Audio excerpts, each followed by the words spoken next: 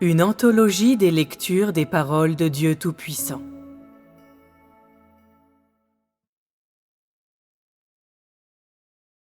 Sois soucieux de la volonté de Dieu afin d'atteindre la perfection.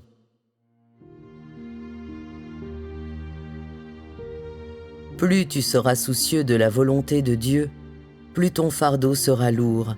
Et plus ton fardeau sera lourd, plus ton expérience sera riche. Lorsque tu seras soucieux de la volonté de Dieu, Dieu te donnera un fardeau et ensuite t'éclairera au sujet des tâches qu'il t'a confiées.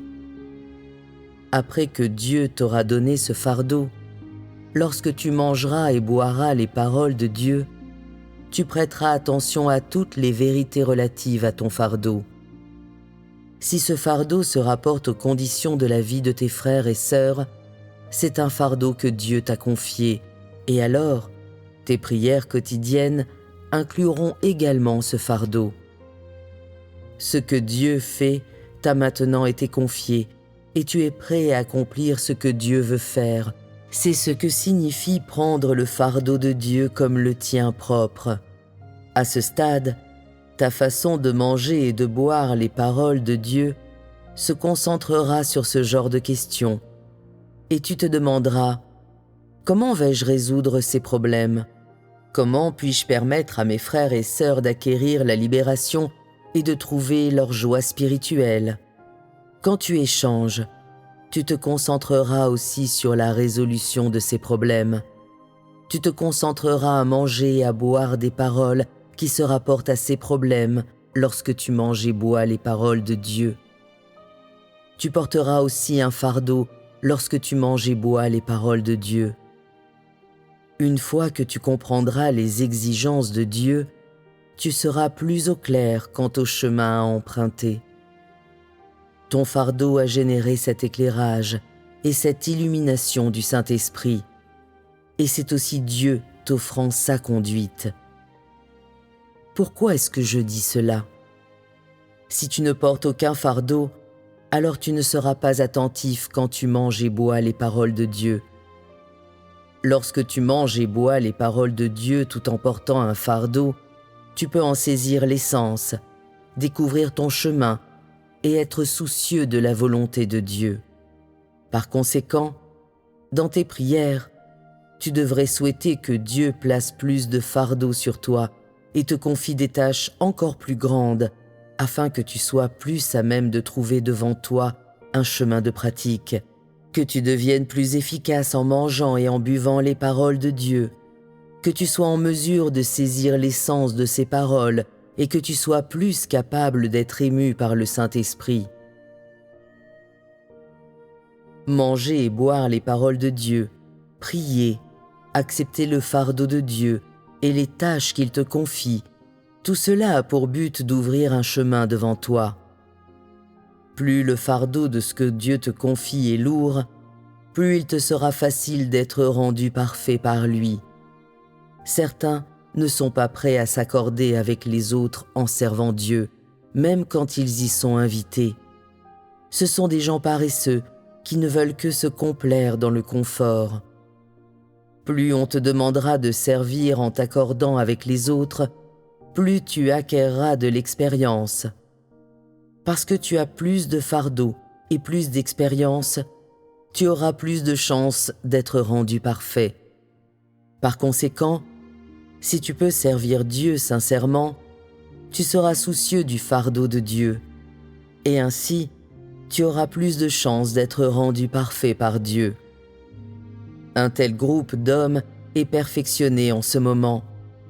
Plus tu es ému par le Saint-Esprit, plus tu consacreras de temps à être soucieux du fardeau de Dieu, plus tu seras rendu parfait par Dieu, plus tu seras gagné par Dieu, et à la fin, tu deviendras quelqu'un qui est utilisé par Dieu. À l'heure actuelle, certains ne portent aucun fardeau pour l'Église. Ces gens sont peu sérieux et négligents, et ils ne se soucient que de leur propre chair. Ces gens sont extrêmement égoïstes, et ils sont aussi aveugles. tu ne porteras aucun fardeau si tu ne parviens pas à comprendre cette question clairement. Plus tu es soucieux de la volonté de Dieu, plus lourd sera le fardeau qu'il te confiera. Les égoïstes ne sont pas prêts à souffrir de telles choses, et ils ne sont pas prêts à payer le prix, et à la fin, ils manqueront des occasions d'être rendus parfaits par Dieu. Ne se font-ils pas du tort à eux-mêmes? Si tu es quelqu'un qui est soucieux de la volonté de Dieu, tu porteras un véritable fardeau pour l'Église. En fait, au lieu d'appeler cela un fardeau que tu portes pour l'Église, il serait mieux de l'appeler un fardeau que tu portes pour ta propre vie, car le fardeau que tu portes pour l'Église sert à ce que tu sois rendu parfait par Dieu à travers de telles expériences. Par conséquent, ceux qui portent le fardeau le plus lourd pour l'Église, qui portent un fardeau pour entrer dans la vie, sont ceux qui seront rendus parfaits par Dieu.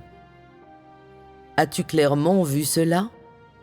Si l'Église à laquelle tu appartiens est dispersée comme le sable, mais que tu ne t'en inquiètes ni ne t'en soucies, que tu ignores même les occasions où tes frères et sœurs ne mangent pas et ne boivent pas les paroles de Dieu de façon normale, alors tu ne portes aucun fardeau.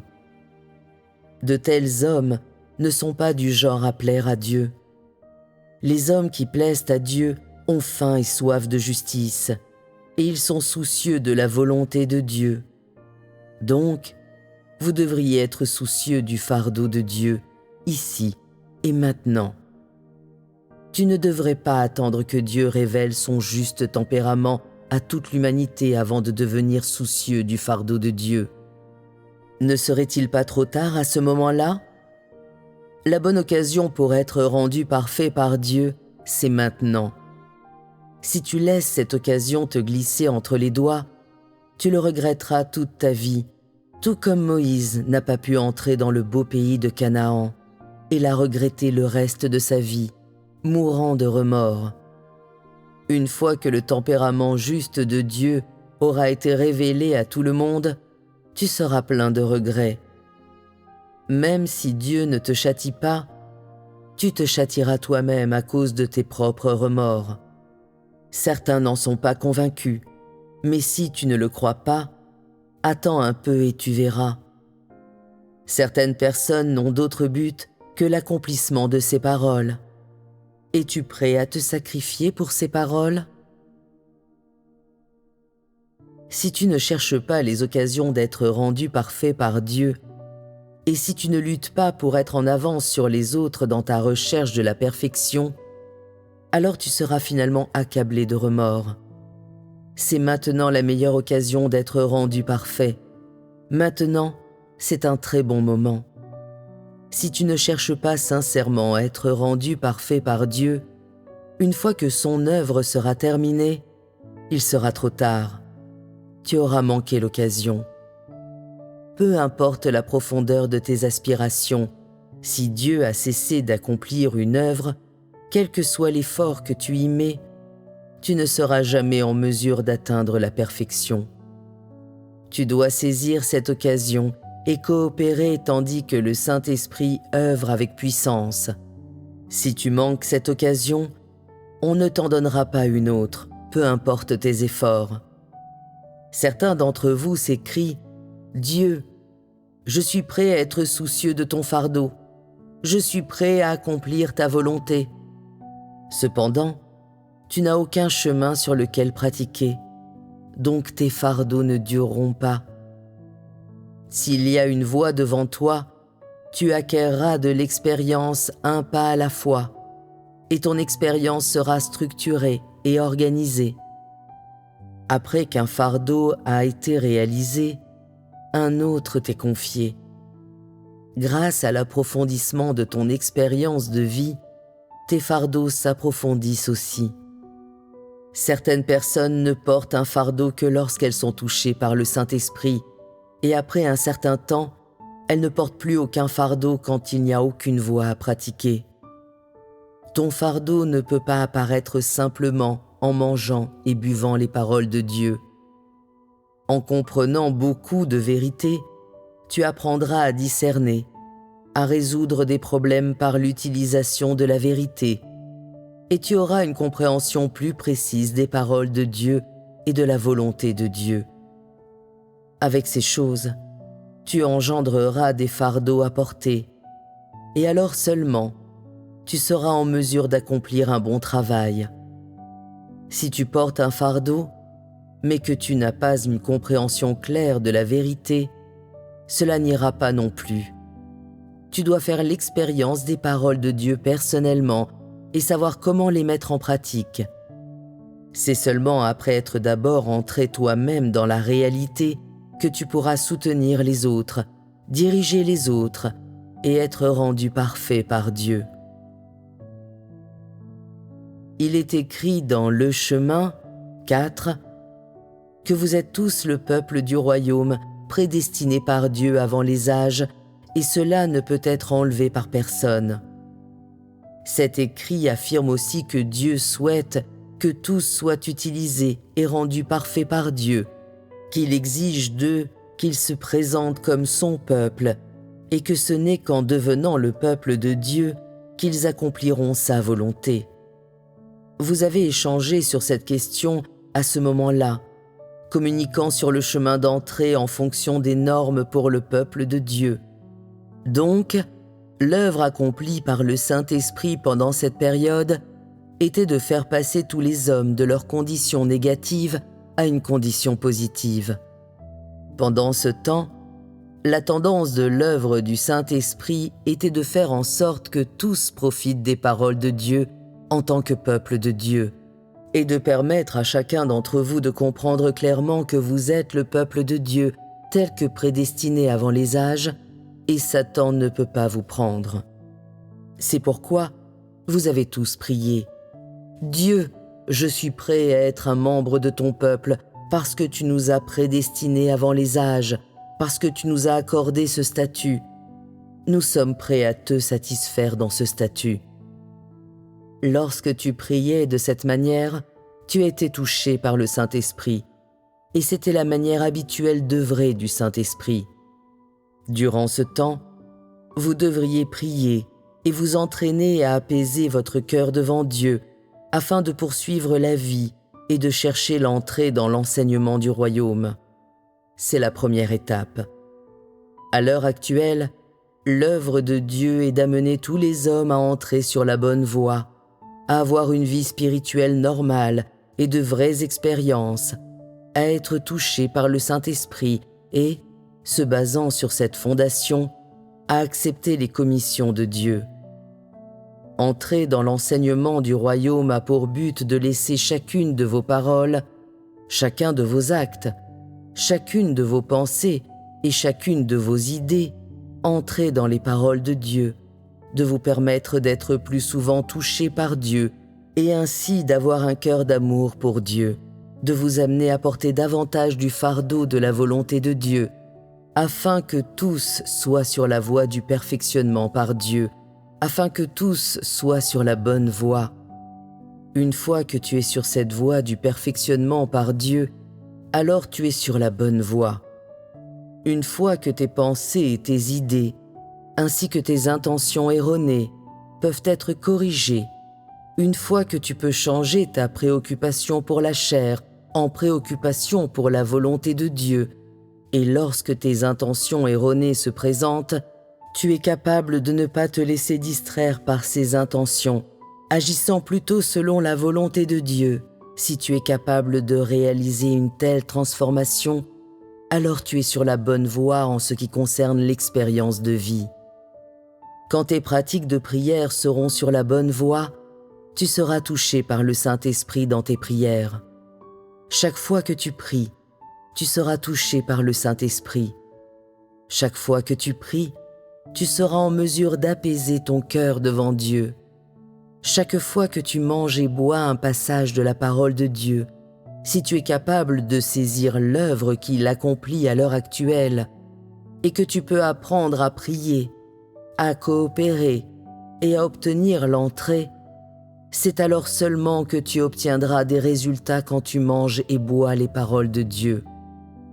En mangeant et buvant les paroles de Dieu, Si tu es capable de trouver la voie d'entrée et peux discerner le mouvement de l'œuvre de Dieu à l'heure actuelle et la direction de l'œuvre du Saint-Esprit, tu seras entré sur la bonne voie.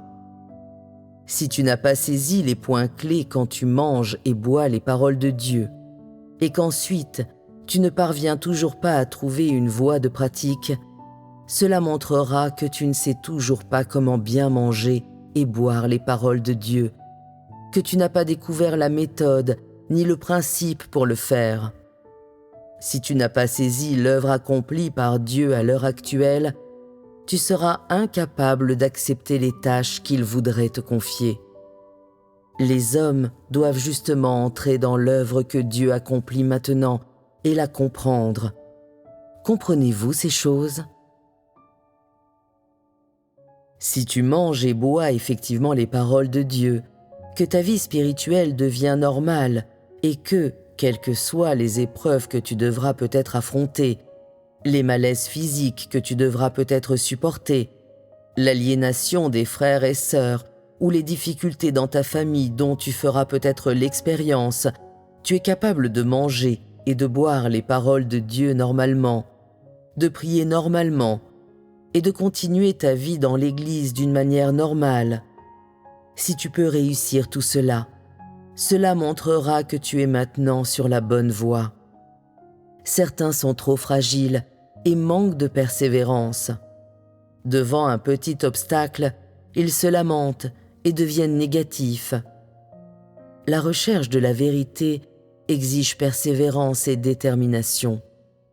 Si tu ne réussis pas à accomplir la volonté de Dieu cette fois-ci, tu dois pouvoir te prendre en mal et, au plus profond de toi, être tranquillement déterminé à réussir la prochaine fois. Si cette fois-ci, tu n'as pas été soucieux du fardeau de Dieu, tu devrais être déterminé à te rebeller contre la chair devant le même obstacle, à l'avenir, et prendre la résolution d'accomplir la volonté de Dieu. C'est ainsi que tu deviendras digne d'éloge. Certaines personnes ne savent même pas si leurs propres pensées ou idées sont correctes. Ces personnes sont insensées. Si tu veux maîtriser ton cœur et te rebeller contre la chair, tu dois d'abord savoir si tes intentions sont correctes et, alors seulement, tu pourras maîtriser ton cœur. Si tu ne sais pas si tes intentions sont correctes, est-il vraisemblable que tu puisses maîtriser ton cœur et te rebeller contre la chair? Même si tu te rebelles, en fait, tu le feras d'une manière confuse. Tu devrais savoir comment te rebeller contre tes intentions mal avisées. C'est ce que signifie te rebeller contre la chair. Une fois que tu reconnais que tes intentions, tes pensées et tes idées sont erronées, tu dois rapidement revenir sur tes pas et marcher sur la bonne voie. Résous d'abord ce problème et entraîne-toi à obtenir l'entrée à cet égard, parce que tu sais mieux si tes intentions sont erronées ou non. Lorsque tes intentions erronées sont corrigées et visent maintenant Dieu, alors tu as atteint l'objectif de la subjugation de ton cœur. Le plus important à faire pour vous maintenant, c'est d'obtenir une connaissance de Dieu et de son œuvre.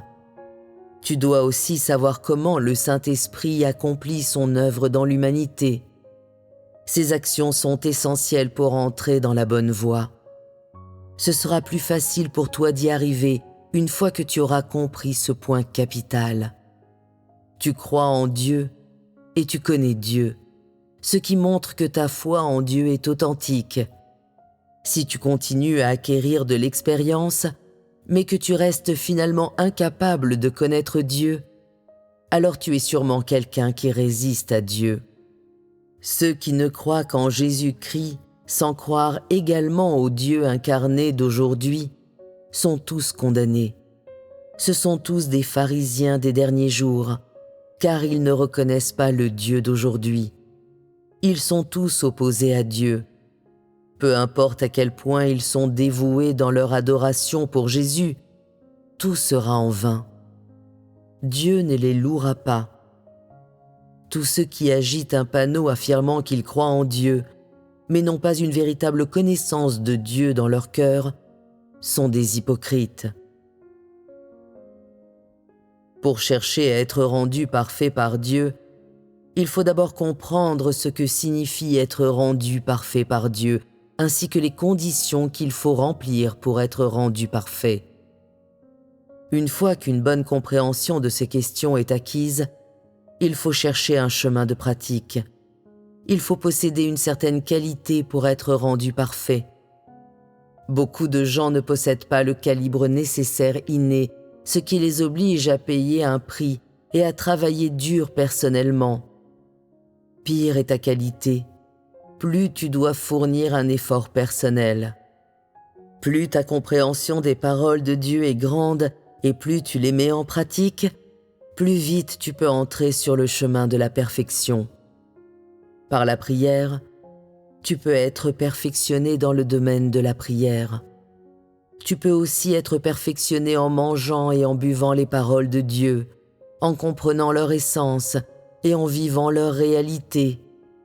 En expérimentant les paroles de Dieu quotidiennement, tu devrais en arriver à découvrir ce qui te fait défaut et en outre, tu devrais reconnaître tes lacunes fatales et tes faiblesses et prier et supplier Dieu. En agissant ainsi, tu seras progressivement perfectionné. Voici le chemin de la perfection.